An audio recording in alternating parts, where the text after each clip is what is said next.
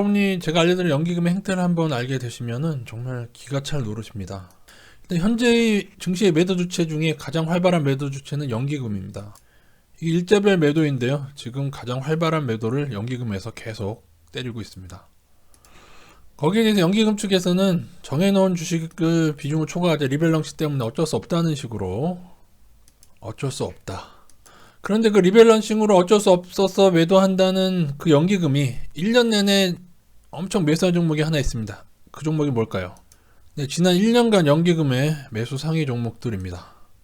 제가 볼 때는 삼성바이오가 뚜렷하게 매수의 상위에 들어와 있습니다. 제가 볼 때는 1에서 4위 다 좀 부실한 종목들입니다. 제가 볼 때는 삼성바이오로직스는 연기금이 끌어올려서 그런지 너무 고평가되어 있고요. 삼성과 연기금의 인연은 이번이 처음이 아닙니다. 제일모직 사건 때도 그랬고 삼성전자 공매도 사태 때도 얘네들이 던져서 문제가 됐던 적이 있죠.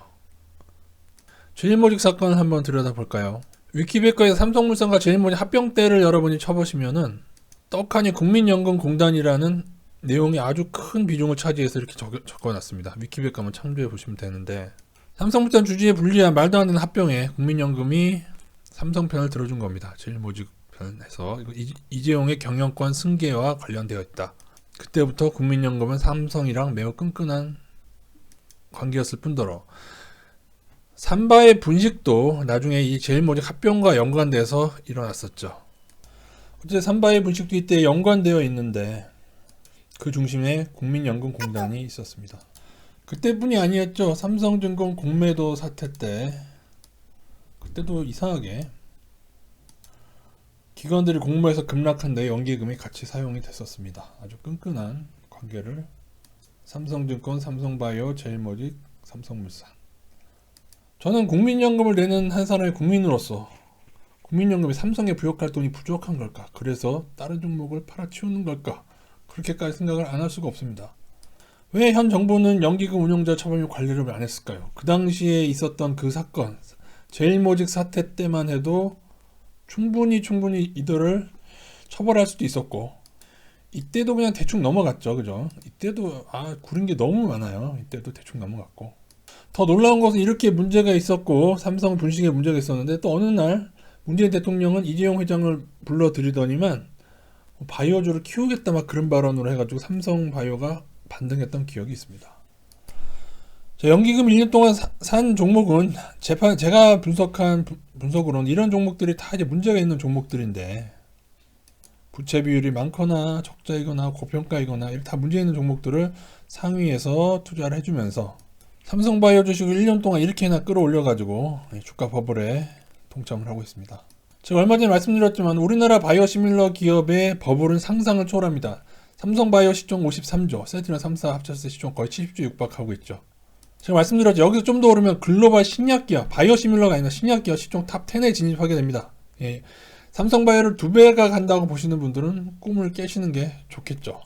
근데 모르죠. 또 연기금이 부역을 하고 있으니 뭐 법으로 더 만들어내겠지만 나중에는 어떻게 되겠냐 이겁니다. 우리의 연기금은 어떻게 되겠느냐. 여러분 이 의미가 뭔지 아십니까? 글로벌 탑10의 글로벌 신약기업은 램시마 같은 그러한 바이오 시밀러를 만드는 기업들이 아닙니다. 레미케이드 같은 신약물질, 주사제, 신약 그런 엄청난 것을 만드는 글로벌 신약기업의 탑10에 바이오 시밀러 이제 발걸음을 뛰기 시작한 초창기 종목들이 시총이 떡하니 육박하게 올라가게 하는 그 근원에는 삼바는 연기금이 부역하고 있고 세트로는 많이 설명드렸으니까 생략하도록 하겠습니다. 바로 이 제일모직 사건 때 이들에게 부역하지 않아서 유명하게 된 바로 주진영 선생님입니다. 하나증권 팀장인데 이러한 삼성물산의 이러한 합병 비율은 말도 안 된다. 반기를 드셨던 주진영 선생님께서 제가 존경하는 분이신데 근데 요즘에 좀 이상한 얘기를 하고 계세요. 공매도를 정치적 논리로 바라보지 말고 공매도도 필요한 것이다 라고 얘기하시죠. 근데 저도 이 말씀에 동감합니다. 공매도는 필요한 제도일 수도 있어요. 그러나 주진영 선생님 제가 말씀드리는 것은 미국 같은 경우에는 개인도 공매도를 할 수가 있습니다. 그러나 한국 공매도는 외인과 기관만 가능합니다. 제가 문제 삼는 것은 바로 이 기울어진 운동입니다. 공매도가 필요하면은 개인도 하게 해야죠. 그 말씀을 꼭 해주시기를 혹시 보신다면 그래도 제가 존경하는 선생님 중에 한 분입니다.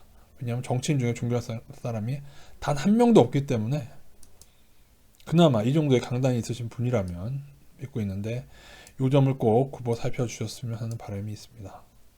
자, 아이러니입니다. 이재용 회장은 구속되었는데 삼성에 부역한 연기금은 변하지 않습니다. 연기금 운용자 이중상중 관리를 안 하고 문제가 있을 때 처벌하지 않으면 연기금이 작전주나 급등주 부실한 기업에 동원돼서 그 고점에서 이렇게 받아내버리면 향후에 남아날 연기금이 없어요. 제가 볼 때는 연기금 상위 종목 중에 적어도 5종목 이상이 문제가 있다고 보고 있습니다. 특히 두산중업 같은 종목 나중에 어찌 될지 한번 지켜보시고 연기금 어떤 손실을 입을지. 현 정부는 왜 그렇게 삼성은 까면서 그죠? 잘못하면 물론 저는 삼성이 잘못하면 까는 게 맞다고 보는데 근데 왜 공무원들은 그렇게 해요? 국토부랑 국민연금이랑 국민 생각은 조금도 안 하면서 국민이 낸 돈으로 그걸로 막 가지고 노는 그 인간들은 왜 엄청나게 생각을 많이 해줘가지고 처벌도 안 하고 관리도 안 하고 그죠? 돈 엄청 중간에 튀어먹어도 얼마나 공무원들 생각을 많이 하는지 공무원들이 아주 그냥 공무원들만 부자가 되는 세상이 될 것 같습니다. 왜냐? 국민한테도 월급 받아, 삼성한테도 월급 받아. 금감원에게 삼성의 제2의 월급이 있다는 썰은 제가 하는 얘기가 아닙니다, 여러분. 예. 각종 보험사한테 받는 제2의 접대가 있다. 이상입니다.